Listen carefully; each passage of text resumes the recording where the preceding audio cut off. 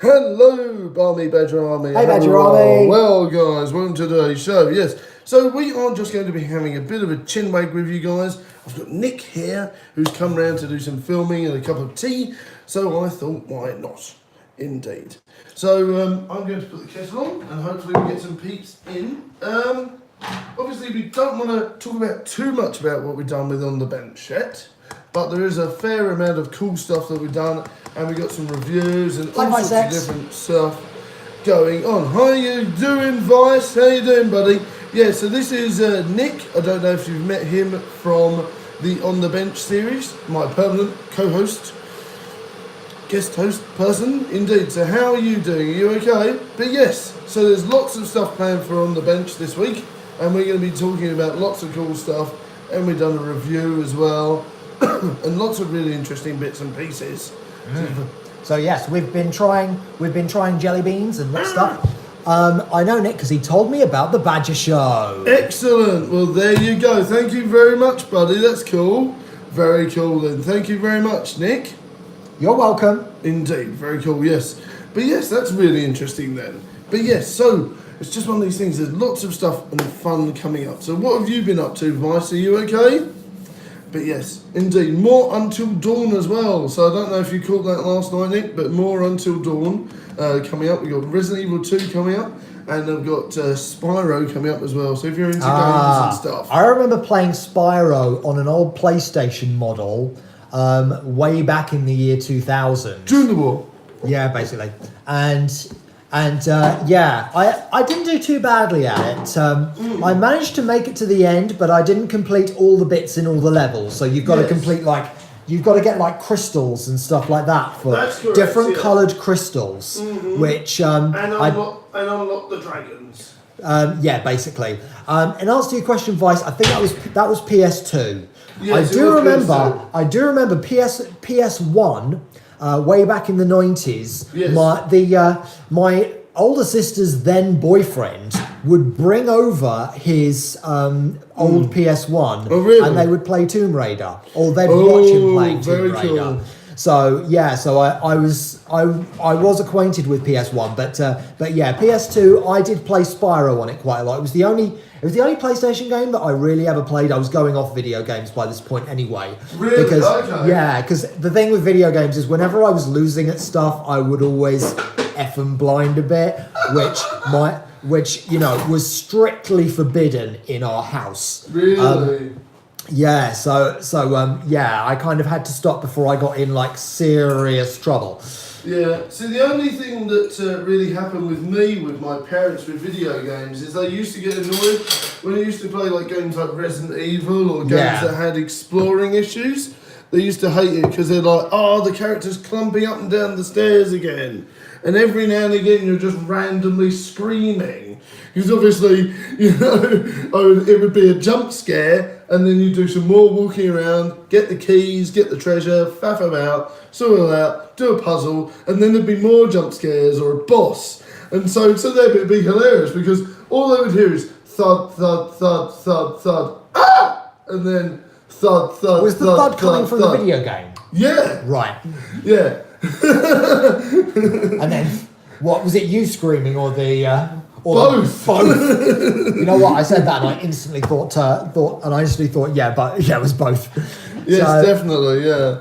Because it's just one of these things, with video games, especially now with all the headphones. Oh man, it's so immersive, and that's the thing I think about. They are epics in themselves. I mean, it's also a really fast area of acting and voiceovers. Yes. Two industries that I'm involved in. So it's like, who'd have thought when we were playing Mario Brothers and Sonic as Vice has just mentioned. Yes, most definitely. And even back in the, I found a bunch of old adverts for the original consoles. Well, from comic books or something. From the early 80s. Mm-hmm. There's a bunch of adverts for them. Oh, okay. Up on YouTube. They are hilarious to watch. Oh, okay. Because that was all really cutting edge at the time. Most kids definitely. of today are going to look at that and be like, what the heck, yeah. Yeah. And what I used to love about the old video games, it was a bit of a love-hate relationship with them. Same because here. you used to open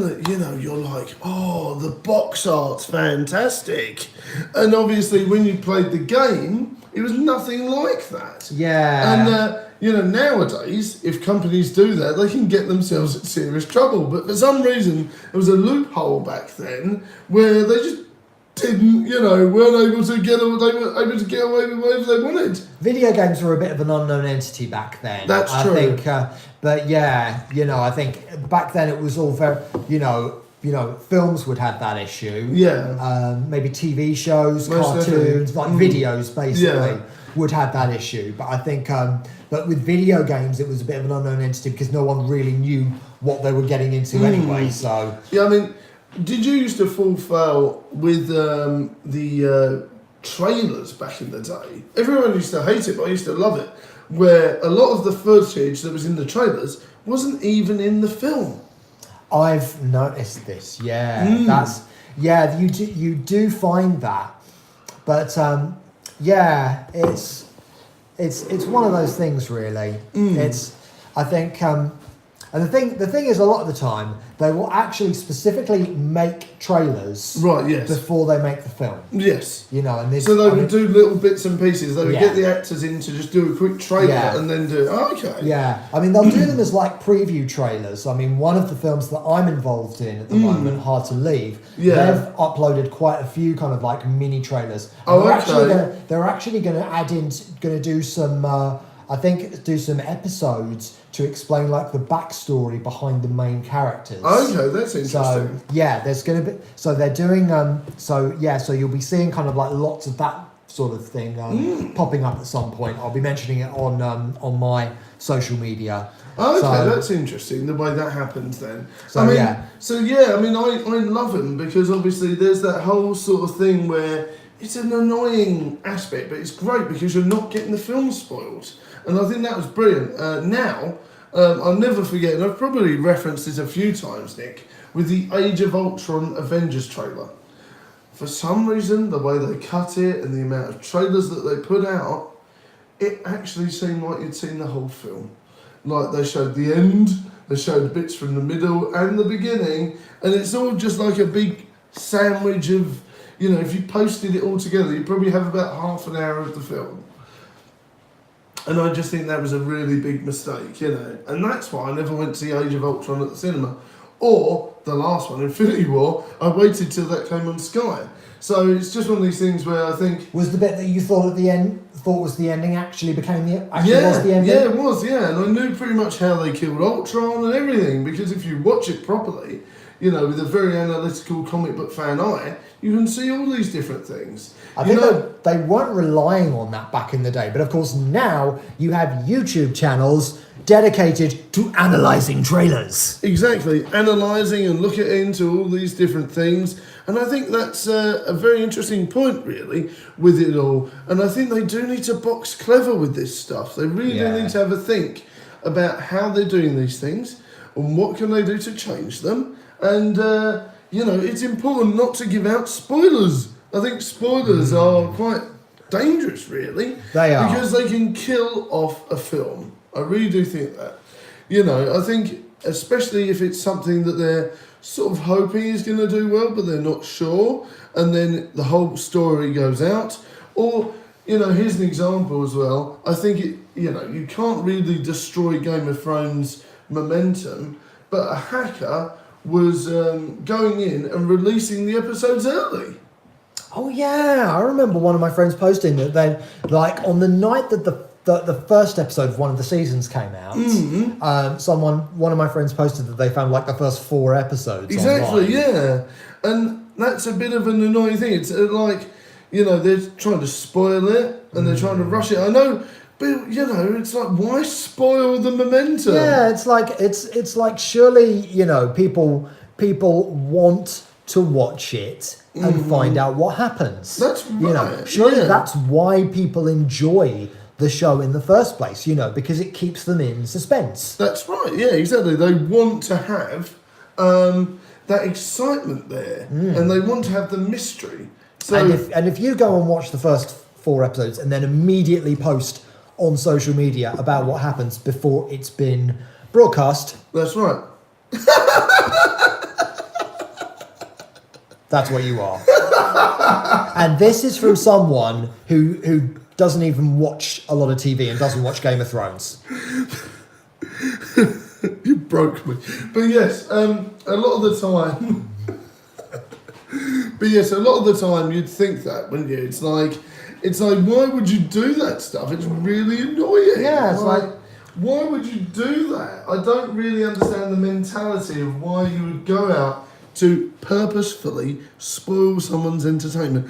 Like, if someone even talks about the special episodes of Game of Thrones when they're coming on before I've seen it, I will lynch them. I will. Because they're going to be hour-and-a-half specials. So they are, yeah. Yes, they're going to be hour-and-a-half specials. It's going to be a shorter season, but the longer episodes. So I am looking forward to that. It's going to be mad. Yeah.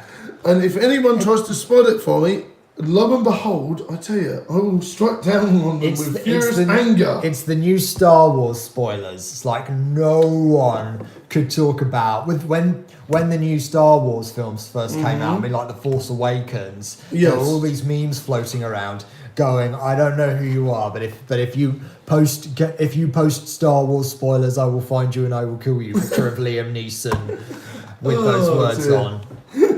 So that takes us on a tangent, Nick, actually. Talking about Liam Neeson with his career, I know obviously we made some jokes about it the other week, but how do you feel about him being of his age and being like one of the biggest action stars known to man now?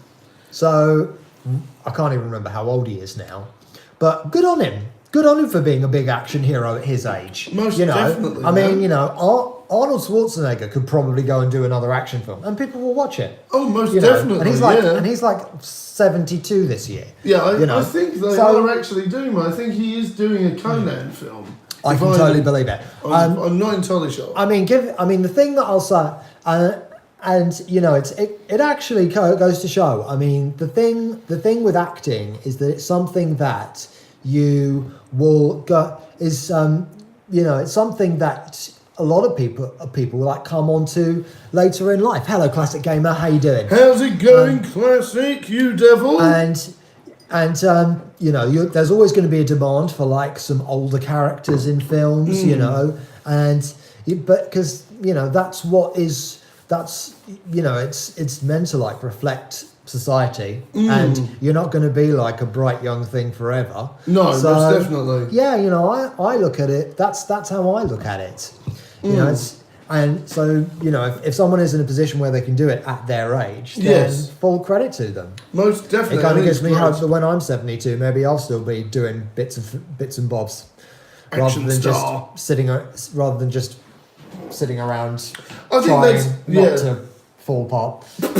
Which I'm kind of doing a bit at the moment. So. No, you'll be fine. Robots in disguises. You'll be fine.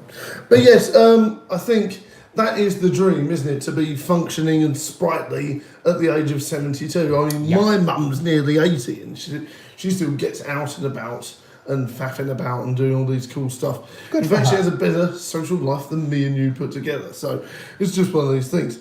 But yes, good on her. Mummy Badger, indeed. Yeah, I'm going to be spending the day with Mummy Badger tomorrow, actually. Haven't seen her for a bit since we came back from Scotland. No, I have seen her once since then. So I need to go and meet up with her tomorrow. We can spend the day with each other and have some tea and sandwiches and all sorts of business like that. Just have a good old chat, catch up, family stuff. But yes, it's just one of these things, isn't it? I've really enjoyed these little bits and pieces. Our Tates, Nicholas. Yes, indeed. They have been fun. They have been fun. Yes, and it's great that people are popular with them. I think the great thing about what we do with these videos is we don't try and be outrageous or anything like that. We just be ourselves. We just be honest. Because we're naturally nuts. Of course we are. Having the madness in your soul, as my father would say.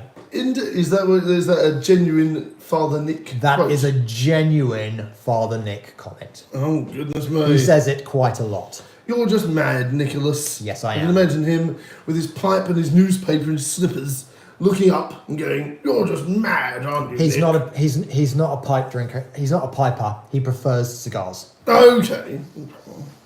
So he's just like looks up from his newspaper with his cigar and goes, "Nicholas, you're just mad." No, he's fully aware that he's mad as well. So it's, All right. it's kind of a bit of a pot kettle analogy. Okay, it's got dark in the room, so I'm going to put this on.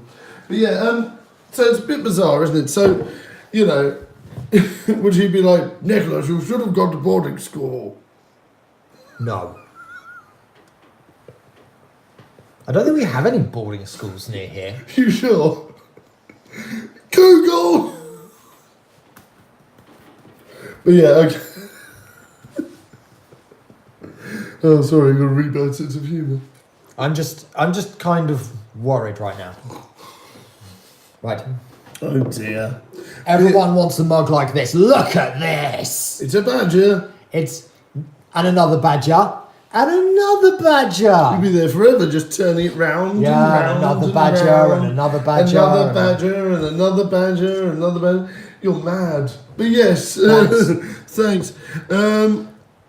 Infinite badgers. Infinite badgers. Well, this is one of these things, isn't it? I think, personally, you know, one will spawn, you know. It's just like, when I cark it, Badger Jr. will take over the mantle of the badger. Oh yeah, he will. Oh, most definitely. He will. And if he does it with the same energy that he's got now, You're in trouble, guys. yes. Yeah, so give it a few months, we'll be playing Minecraft and all this business. It's not even a joke. It's not even really a joke. I wish it was. But as soon as he's going to want to play Minecraft on that channel. He's already better at video games than his dad. Shots fired. Oh dear. Oh dear. But yeah, he's definitely going to want to play Minecraft. Oh yeah, he is. And we're all going to suffer it. He keeps asking, "Dad, when are we going to play Minecraft? Have you got Minecraft yet, Dad? Minecraft? Minecraft? Roblox? Minecraft? Roblox? Minecraft? Roblox, Dad? No! No, no, no, no, no, no, no, no, no! Let us know if the screen's actually vibrating as he's doing that. He was obsessed with Minecraft, then Fortnite. Shh! We do not speak of Fortnite.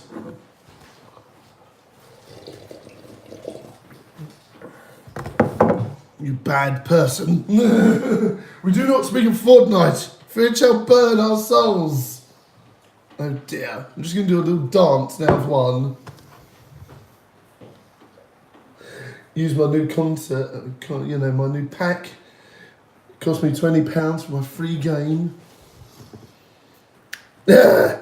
Does that smiley mean I've made Classic Gamer laugh or cry? Both. Righto. Well, Indeed. glad to be of service. Dad dancing from Badger. Yeah. I always thought I was a dad dancer. I'm not really a normal dancer. Even when we went to Pacific Edge during the war, back in the day, me and Nick used to go to these metal clubs, and one particular one was Pacific Edge, and you can imagine there was moshing, headbanging, the works. You know, what was that drink we always used to drink that always makes us feel rough as hell the next day? Snake bite. Yeah, so, you know, after about 6 pints of snake bite, you know, when you can barely see. Yeah, and I then think you're that was- like, and then you're. The only time someone behind the bar has ever refused to serve me was when I Really? drank too much snake bites. Really? Okay. Only time it's ever happened. Really? Okay. That's interesting then. Right. Sorry, you're saying. We'll come to your question in just a moment. Have Classic you Gamer. ever been to Glastonbury? Ooh, okay. I haven't. At No, some sadly. point I will. The thing with Glastonbury is it looks far too easy to get lost in because It's a big muddy field. I think it's actually the biggest festival, the actual kind of size-wise biggest festival in the UK. Really? I think it is, yeah. I swear Absolutely the boss has gone to huge. Glastonbury, actually. I'll ask you on Yeah, that one. and I mean, because it's absolutely massive. I don't. I think you wouldn't, in the space of you wouldn't see everything in the space of time you've been to. But yeah, the trouble with it is, it's a very large site. It looks far too easy to get lost in, and also I always feel a bit nervous watching it on TV because the thing is, if it rains at another festival, you're like, oh, that's a mild inconvenience. If it rains at Glastonbury, it's like, oh my goodness, my tent's going to get washed away. Oh my goodness! Why am I encased in mud? Yeah, that's what worries me about Glastonbury a little bit. But I will go one of these days. Indeed, So Classic is asking what your favourite festival is, dear. My favourite festival, it changes. I mean, part of me will always love Reading Festival. Reading. Okay. Because it's always the one where, there were always acts that I've liked, there's always stuff that I like doing, and it's always a good atmosphere. I mean, the last few years, it's had a lot of a hard time from friends of mine because the lineup isn't as good as previous years, but then it has kind of like a younger demographic than a lot of us. I mean, one thing I was going to say about Glastonbury is you get people of all ages going to Glastonbury, whereas Reading tends to be a bit more centred towards, like, you get a lot more of the teenagers, the 20-somethings. I was probably one of the older people there the last time I went, which was 2 years ago. Okay. So it's the same, similar to with the comic book conventions, which is more of what I frequent now. You get a totally different audience at LFCC than you do at MCM. MCM is very sort of kapow, bright, powerful. Let's go, guys. So that appeals to obviously the younger audience and some of the older codgers like myself. But then you'll get more people like 30 and 20 age group brackets at LFCC.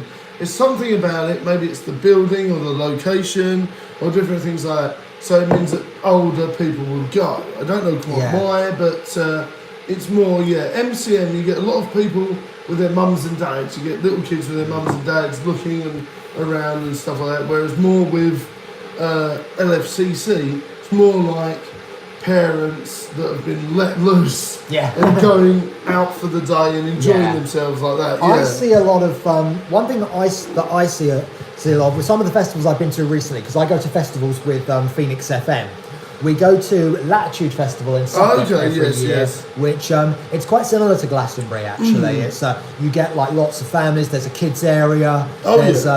And because there's as well as live music, there's also poetry, cabaret, authors doing live reads. It's going there makes you feel more cultured. So there's quite a variety going on there. I do like Latitude. I always have a good time when I'm there. And we've also been involved with a festival in Hertfordshire called Stand and Calling. Phoenix FM is a media partner. You've mentioned that a few times, actually. Yeah, that was where I met Katie Tunstall and Gary Newman there a couple of years back. Gary Newman. Yeah. Here in my car. I feel safest of all. Cars. And they have a lot of stuff going on for kids as well. And they have cars. I don't remember the rest of the words. Cars. They are quite good festivals as well. Quite, they're quite modern and stuff like that. Heistivali. But then I also really like going to Camden Rocks Festival at the start of June. And this year is the first year that they're doing 2 days instead of just one. Okay. And there's lots of different venues in Camden where you can go and see lots of bands live. And the thing that I really like about that one, it's one with a younger demographic. It's maybe not so much a kids festival, this one. And one thing that I really like about that is lots of my friends' bands have played there. Lots of bands that I've interviewed on the radio. I get to go and see them. So it's a really good supporter of upcoming bands. I really, really, really like going there and just catching up with people. So Nick, people should support independent products and smaller YouTube channels. Yes. And by watching us now, you are doing just that. So thank you. So that's a festival that I really enjoy at the moment. So yeah. But festival season is coming up. It's not that far away. It used to start with Glastonbury at the end of June and then finish with Reading at the end of August. But now it's starting earlier and earlier. It's like you've got like good festivals in May, maybe even the odd one in April, and now you've got them going through all the way till the end of September. There's one in Southend that starts in early October. What's that called? The Slightly Miserable Seaside Festival? No, it's actually, I think it's got the word purple in its name. Okay. Right, Stavali, you have never done a festival. I would say do a festival. Do a festival. Yeah. Just don't accidentally apply for one on a random Caribbean island and go off there and end up with a dirty sandwich. Yes. But yes, the thing with the Fire Festival is festivals have been where it's at for the last decade. There are where it's at. And there's been lots of new festivals who try and be too big too soon. Yes. I remember going to the Music Crowns Festival in 2011 in Brentwood, and I was walking around site trying to find the place. Turns out it had actually been cancelled that day. It was the second day they'd cancelled it. Steaming tea. But the thing is, it was a big two-day event. Too much too soon. Yes, this is true. They struggled with that, and there's been lots more. I mean, one band that I'm friends with, they went to a festival in Kent, and I think it got cancelled like halfway through the first day because they ran out of money. That sucks. And Fire Festival was that kind of basically all these flop festivals that we've seen over the past decade on a huge scale. There has been so many flop festivals. From people just trying to be too big too soon. Don't forget, Glastonbury and Reading, when they started in the 70s, they were nowhere near as big as they are now.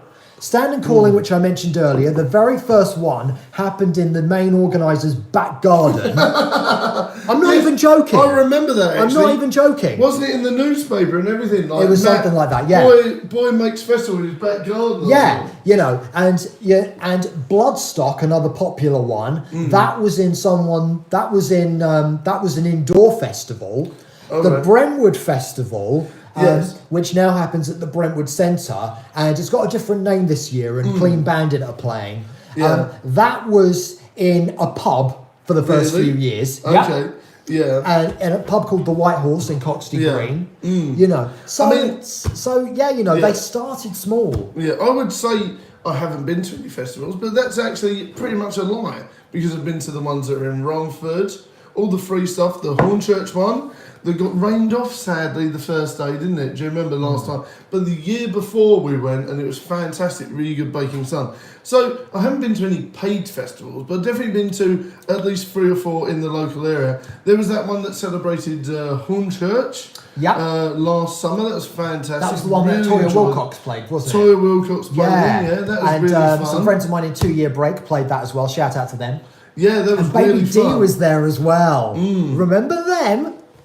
So that was really cool. And there was lots of activities for Badger Junior. There was lots of cool stuff there. So I really enjoyed that festival. It's the smaller ones, the ones that bring the community together, that I enjoy. Yeah. And the thing is, I mean, that festival in Hornchurch wasn't actually miles different to something like Latitude. No, definitely not. It was just more spread out. Yeah. And there was roads, which was a bit pants. And it's kind of nice that they make it a bit more festival-like. Because I think if they make it too school fete-like, people are like, leave it to the school fates. But that kind of like actually, there's actually a lot more effort that goes into them. And also the great thing about those festivals is they know their limits. Yes, most definitely, yeah. All the flop festivals have been big from people not knowing their limits. I mean, and the thing is, I reckon a lot of that was based on volunteers and freebies and different things with different organisations. And I think they did so well with that. Yeah. And they even had a chill area in the church hall. So they thought, where kids could play and all that sort of thing. So I think they were very, very on the ball with that. Very, very on the ball. And the firehouse, like the fire station was open and the kids could try on the uniforms and all sorts of random stuff. So yeah, when I went, it was really, really community based, so it was fun. I think it's when they give thoughts to kind of like providing for youngsters, that I think that actually becomes a real help for them. So yes, Classic Gamer, download in Sonisphere. Now I went to Sonisphere in 2009. I don't think they actually hold it anymore. No. But I do remember going to that one, and I did enjoy it. I've not been to Download. No. Download is really kind of like one of the first big ones. It happens a few weeks before Glastonbury. For those of you who don't go, you went in 2009 as well. Well, there you go. Stephen, what bands do you like as well? I remember seeing Alien Ant Farm. Yeah. I think Soiled played there as well. Soiled? The band who sing Halo. Oh, yes, I know that band. Yeah, and a few others as well. Anthrax played. Yeah. Am I a heathen for enjoying Alien Ant Farm's version of Annie You OK rather than MJ's? I'm not sure. I actually quite like. I like that version as well. Yeah, it's a bit raspy, a bit it's a bit metally, isn't it? Yeah, it's different, and full fair play to them, for doing that. Yeah. So I'm probably one of the only people that remember Alien Ant Farm as a band. Alien Ant Farm actually played a gig in London. I think it was last week or the week before. Really? They're still around. Yeah, they're still around. They still kick around doing stuff. I'm not sure if they've actually released any new music recently. No, I was going to say, I don't remember. I will say their anthology album is still worth checking out. I played a track from it on the radio a couple of weeks back. So yeah, still worth checking out. They were lumped in with a lot of the new metal bands, at the time. But to be honest with you, they weren't really metal. I always thought they were a bit. They had a bit more in common with the punkier bands. It's like I don't want to reference them in with like sort of the Prodigy and stuff. But that's only the closest thing that comes into mind. It's metal and punk squeezed in together, isn't it? Yes. Yeah. Beatles, Stones, Led Zeppelin, The Who. Nice. Are those people that you went to see live, Stivali? But not quite pop punk. Yes. I've specifically avoided saying pop punk for that exact reason. Yeah, not quite pop punk, but nearly there. So yes, Stivali. Go and put my Stivali, Beatles, Stones, Led Zeppelin, The Who. Yes. Now I was a late starter with all of those bands. It wasn't really until till we were like going to Sheffield one day and the family insisted on having the Beatles in. I mean, I was more into R&B and Britpop at the time, but that was the first time when I really got to listen to the Beatles, and that was good. Any band I wish I could have seen live, I would have loved to have seen Nirvana live. Definitely Nirvana. I remember discovering. I mean, I'll start that again. I was 10 when Nevermind came out, and it kind of passed me by really. And when when In Utero came out, I still hadn't come round to that. Seen The Who, Paul McCartney, Oasis, Pulp, Blur, Cast, Radiohead, and Supergrass. I have seen Pulp before. I remember they played Reading once, and I remember dancing to Disco 2000. Supergrass I didn't get to see live, although I have seen Gaz Coombs play live. He played at Stand and Calling last year, and one of my Phoenix FM cohorts interviewed him. I was a late starter to live music. I didn't really do much of it when I was growing up, even though I listened to it a lot. I think if I had a time machine, I would want to go back to probably to Reading Festival in the 90s. I would have loved to have gone to some of those and checked out some of the bands that I liked. I always try and, whenever you get a band playing a reunion tour, I'll always try, or playing at a festival, I'll always try and catch them live. I always try and catch them when they're playing. I saw Lush, I saw Sleeper, I saw Super Furry Animals, Queen live with Freddie Mercury. Very good call there, Classic Gamer.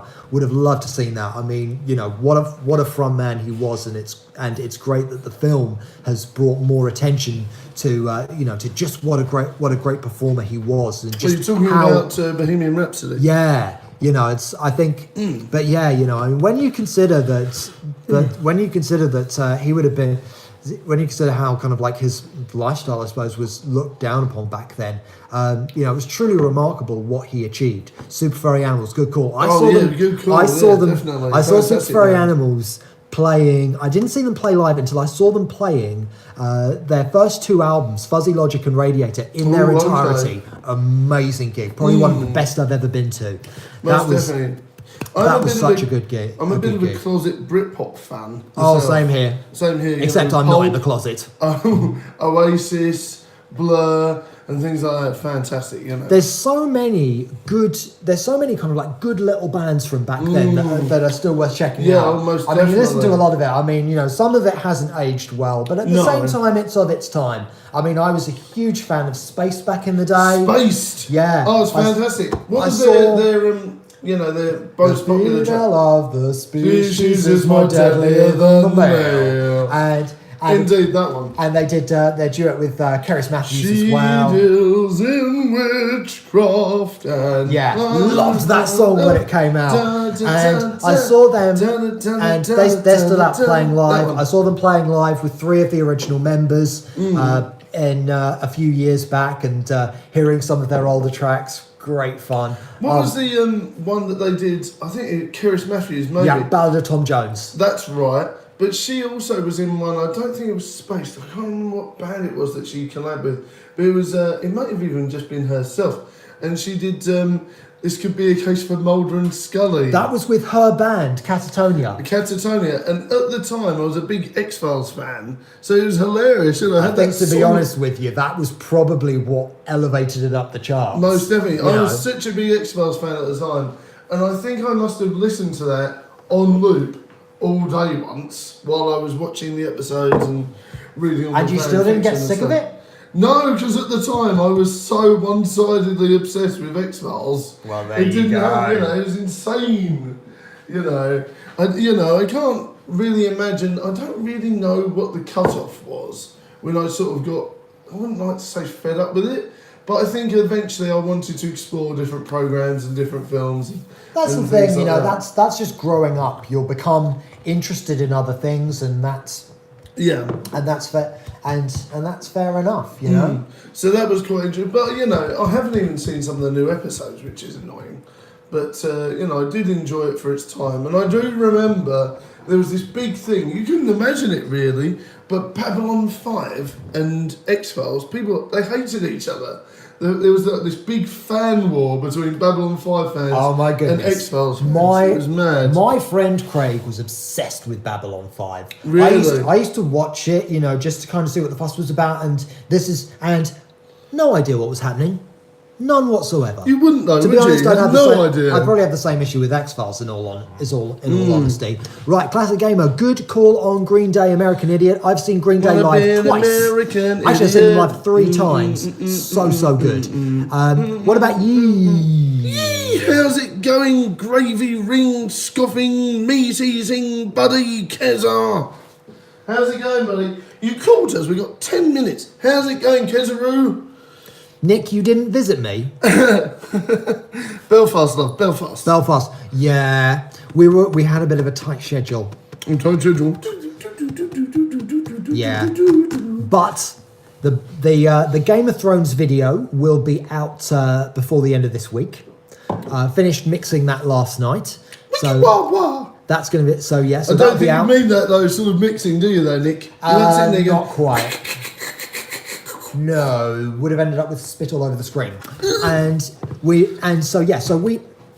So that's going to be coming out. I'm also going to do 2 other parts of that video. So we've got a 3-part trip around Belfast coming up. Which really looking forward to sharing with you. Hello, how's it going, Zarek? You all right, Hi, Zarek, how you doing? Keza, yes, I enjoyed Belfast. It was really good fun to be there. Kind of went into it not really knowing what to expect, but really enjoyed it. Ooh, very good stuff. Now, the sad news is, guys, we are going to have to head off because I need to go and get Badger Jr. Hi, Zarek. It's been great to have you all here. Thanks for popping in, Zarek and everyone. And we will be live with Resident Evil 2 later. Belfast a Converter, yes. And don't forget, you can watch this video back because we talk about loads of cool stuff. Indeed, we've been talking about loads of cool stuff. And we've got an episode of On the Bench in the can. And we've also got a food review, which I won't review just yet. You'll have to wait. So, we've got a food. Food review coming up. New edition of On the Bench, which we talk about loads of stuff. That's indeed, yes. We'll be talking about loads of stuff. Yuck veggies. I agree. What? No, come on now. Vegetables are very good for you. Yes, that doesn't mean that they're apart from for your tongue. I don't know. So yes, so coming up, we've got new On the Bench. We've got new taste tests. You love me, I love you too, Keza. Lots of fun stuff. Part one of Belfast travel. And which is a Game of Thrones special. So we'll be travelling all around Game of Thrones locations. So yes, you will recognise some of them. We're looking forward to that. So yeah, someone's talking about pineapple on pizza. Personally, for me it's sweet corn on pizza. I hate sweet corn. Pineapple. I've tried pineapple on pizzas before, and the thing is, it doesn't go with everything else on the pizza. It doesn't. You know go what you with need it. to do, and it sounds. But it is annoying. one of your 5 a day, so it is one of your 5 a day. You know what you need to do? It's where it's a bit tough, really. The pineapple's okay as long as it's slightly burnt on the top, and that's a real tough one because then obviously you've got to be careful that not everything else is burnt. So if you want pineapple on your pizza, crisp it up a little bit first. That's my opinion. There we go. There's nothing like. Can you imagine like you're eating it? Oh, this is really nice, and all of a sudden you get a splodge of acidic, sugary gunge. Yeah. I don't like pineapple on gammon, but like it on pizza. Controversial. That is controversial. I like Not going to say you're necessarily wrong, but it's controversial. Controversial. Yes, now I like it on gammon, but I'm not really a fan of it on the pizza. I will eat it. It's all right, but there's other toppings I would go for. Yeah, pineapples on gammon tend to be round. Yeah, it does work. I believe it's because of the acidity helps to cook the meat and flavour it. Hi, Smiler 15. Indeed. Nope. Oh dear. Indeed. Where's my cuppa? Well, I've had loads. We've had about 4 cups of tea so far. But yes, indeed, we must go because I need to go and get Badger Jr. But you guys keep safe and keep well. And a big shout out to my permanent guest host, co-host person, Mr. Nick, for joining me for this live vlog. It's been a pleasure being with you today. And a big shout out to everyone who joined us this afternoon. And please, guys, more On the Bench coming up this week. We filmed it before we did this episode. And we also did another taste test, but I won't reveal what that's about just yet. You'll have to check it out. And don't forget, stay tuned. Hello, Geek. Stay tuned for the Game of Thrones location special as well. Indeed, Game of Thrones special, and I'll be doing a Resident Evil 2 stream tonight. It is the bit that drove me mad, which is basically a bit where you're in the car parking lot, there's liquors there, I have to get keys, and I have to survive all the way around to the next save point. And I tried it about 4 times, and then I was like, I've got to go, guys. And then I haven't obviously picked it up since. So we are going to be having a bit of a tough start-up at the next stream, but we're going to do it because I'm not going to rage quit, and we're going to do it. We're going to do it. I'm going to get it done. Yes, it's on tonight. Yes, indeed. So I'm hopefully going to complete that bit later. So thank you very much. The infamous car park. Indeed, yes. So thank you very much, guys. Indeed. I will see you guys very soon, everyone. Check out Division 2, new game, pretty popular. Oh, maybe one day. We'll see. Right, guys, look after yourself. Keep safe. Keep well. And a big shout out to Mr. Nick for joining me. And a big shout out to the Badger, of course, myself. And please, if you have only just arrived, please feel free to watch back the rest of the bits and pieces because we talked about tons today, so you won't be bored stiff, I promise. Pleasure seeing you all. See you again soon online. Bye!